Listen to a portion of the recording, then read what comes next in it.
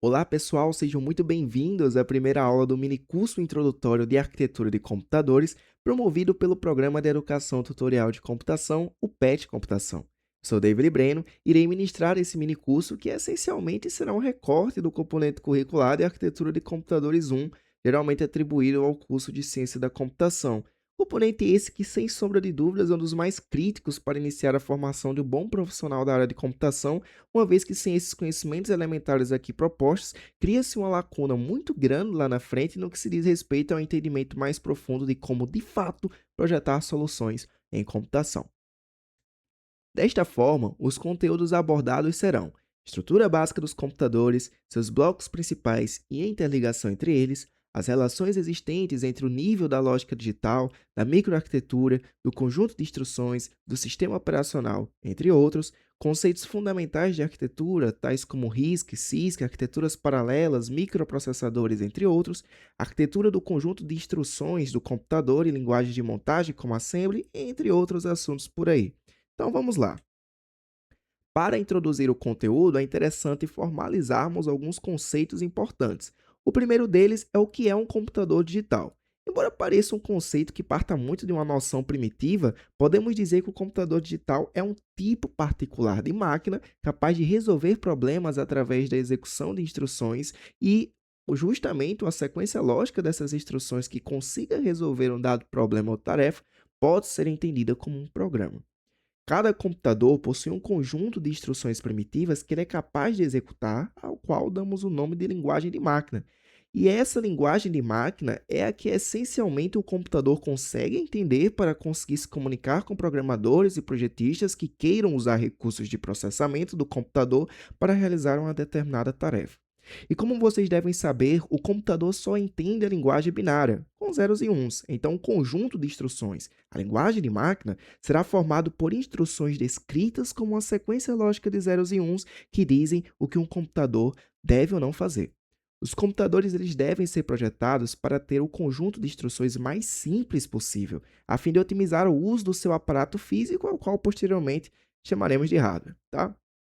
Só que programar usando zeros e uns é extremamente dispendioso, gerando um impasse entre o que um programador quer, que normalmente é poder conversar com o computador com uma linguagem mais próxima à linguagem humana, que facilita muito, né, a interação com o computador, do que um projetista quer, projetar um conjunto de instruções extremamente simples para o computador, para que ele possa executar essas instruções o mais rápido possível no seu processador. Então surge o questionamento que é até feito por esse personagem aqui de como tornar compatível o que os programadores querem fazer com o que os computadores ou os processadores podem fazer. Antes de partirmos para a solução mais óbvia, vale reforçar a diferença entre os modos mais comuns de como os programas são feitos e entendidos pelos computadores modernos. O primeiro deles, vastamente conhecido como compilação, mas o autor das fontes ele traz como tradução também, consiste em pegar o programa original escrito pelo programador, que chamamos de código-fonte, substituir cada uma das instruções do programa em linguagem de alto nível e entenda por alto nível nesse contexto aquilo que é o mais próximo do ser humano, de mais fácil compreensão, de mais fácil abstração, por uma sequência de instruções em linguagem de baixo nível, que é aquela mais próxima do entendimento do computador, criando assim um novo programa expresso em baixo nível chamado de código-objeto. E é esse código-objeto que será executado de fato pelo computador. O segundo deles é chamado de interpretação, que difere por ser um modo mais iterativo de se resolver esse processo de tradução, onde é feita a busca das instruções do programa em linguagem de alto nível, uma a uma, convertendo cada uma dessas instruções em uma sequência de instruções na linguagem de baixo nível. Então aqui há um fluxo de execução diferente, onde cada instrução da linguagem de alto nível é convertida em uma ou mais instruções na linguagem de mais baixo nível e executada logo em seguida, buscando a próxima instrução até o fim do código. E aqui nesse slide temos um esquema visual que mostra de maneira mais didática o que eu acabei de ilustrar. Então, vocês podem dar pausa aí no vídeo para poder observar isso com mais propriedade. Tá, voltando à solução proposta para lidar com a diferença de interesses entre o que um projetista e um programador pretendem ao utilizar ou criar instruções para o computador, podemos iniciar a construção desse pensamento denominando a linguagem de máquina como sendo L0.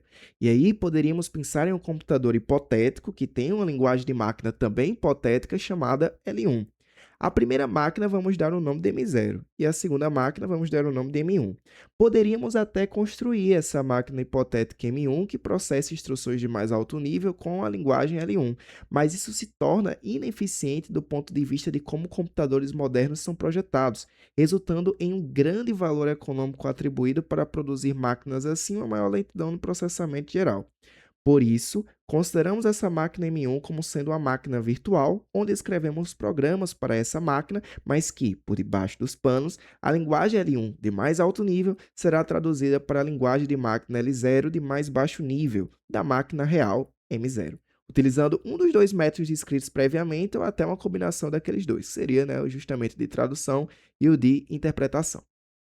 Só que essas linguagens L0 e L1 não podem ser tão diferentes ou tão distantes entre si, pois uma única instrução em alto nível, como pedir para multiplicar dois números, pode virar uma série de instruções em mais baixo nível que não representem tão bem aquilo que era pretendido inicialmente ou não faça isso de maneira eficiente.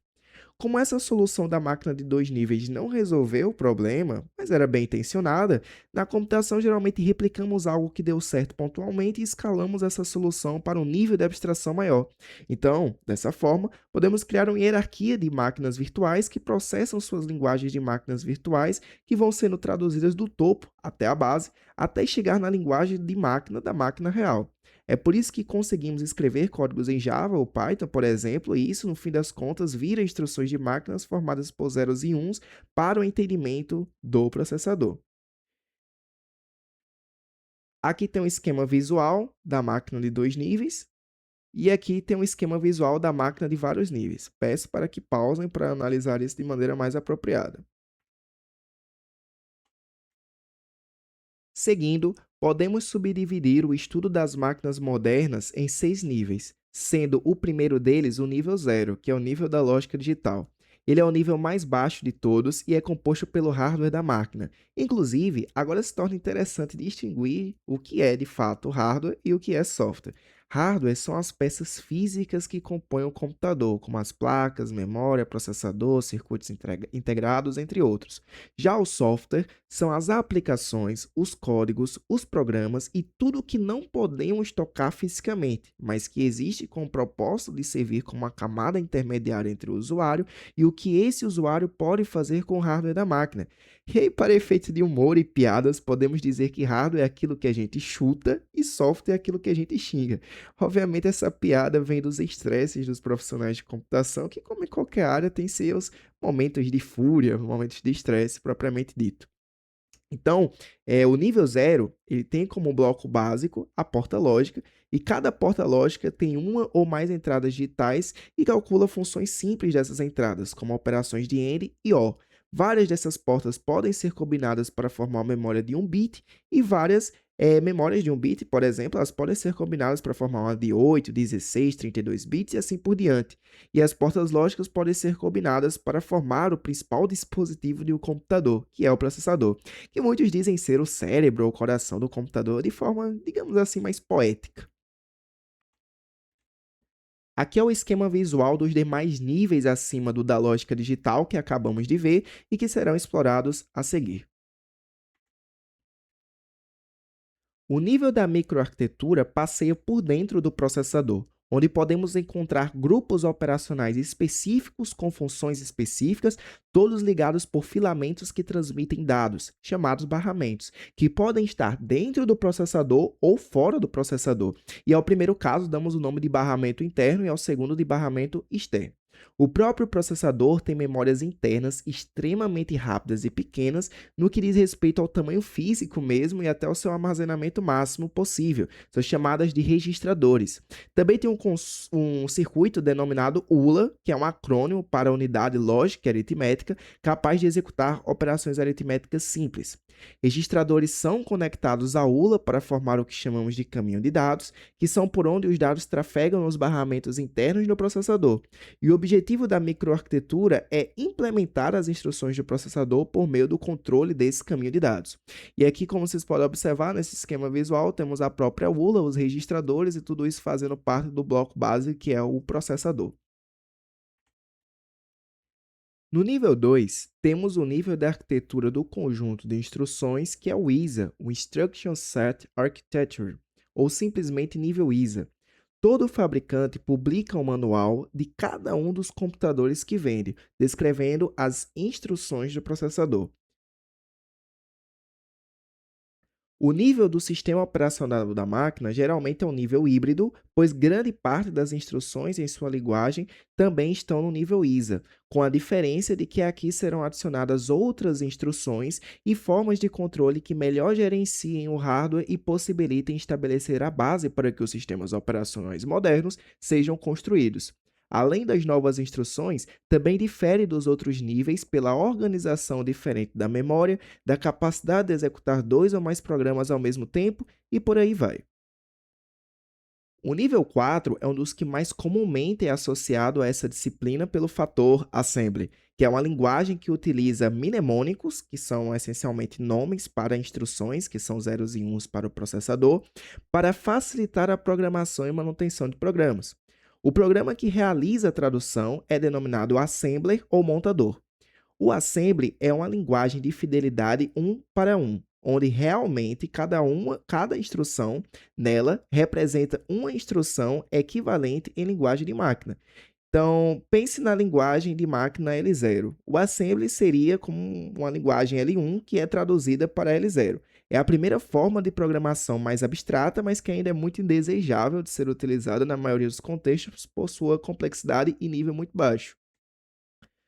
Por fim, o nível 5 é o nível das linguagens de mais alto nível, projetadas para ser usadas por programadores de aplicações como C, C++, Java, Python, entre outras.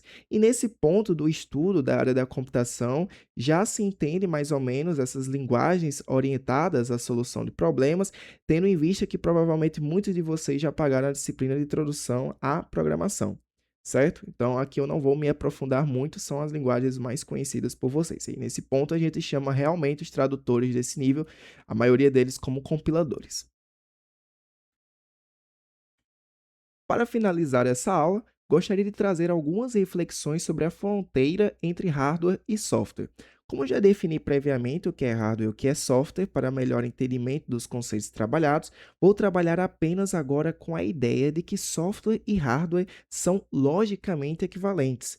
Mas o que isso quer dizer afinal? Quer dizer que é possível construir hardware que consiga fazer coisas que um software faz, mas isso é geralmente muito mais caro, muito mais trabalhoso, mas em determinados contextos pode trazer um ganho absurdo de eficiência e velocidade, principalmente porque processar coisas nativamente em hardware em geral é muito mais rápido.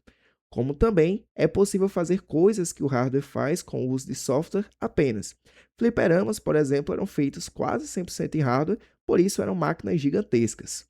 Hoje, aqueles jogos podem ser projetados totalmente via software. Eu vou ilustrar melhor esse exemplo da equivalência lógica entre hardware e software com um acontecimento histórico. Logo após o início da era dos computadores digitais, surgiu o conceito de microprogramação, que consistia em armazenar conjunto de instruções de baixíssimo nível na memória interna do processador. Servia para traduzir instruções complexas de softwares e sinais elétricos primitivos que controlavam diretamente o hardware. Entre as instruções acrescidas ao microprograma, frequentemente se encontram multiplicação, divisão de inteiros, aritmética para ponto flutuante, chamada e saída de procedimentos, aceleração de laços, manipulação de cadeia de caracteres, entre outros. Os microprogramas engordaram durante os anos dourados da microprogramação e, por consequência, quanto mais volumosos, mais lentos tendiam a ficar os microprogramas. Por fim, alguns pesquisadores perceberam que, eliminando o microprograma, as máquinas poderiam ficar mais rápidas, já fazendo uso do que as máquinas faziam antes, focar em maximizar o uso de hardware para processar instruções mais simples, só que agora os processadores já eram bem mais rápidos do que anos anteriores, tornando essa estratégia inteligente e não um downgrade, digamos assim. Uma frase marcante para guardar na memória sobre isso tudo é que o software de hoje pode ser o hardware de amanhã e vice-versa. E encerramos nossa primeira aula. Espero que tenham gostado e, sobretudo, entendido o assunto. Aguardo vocês nas próximas aulas. Valeu!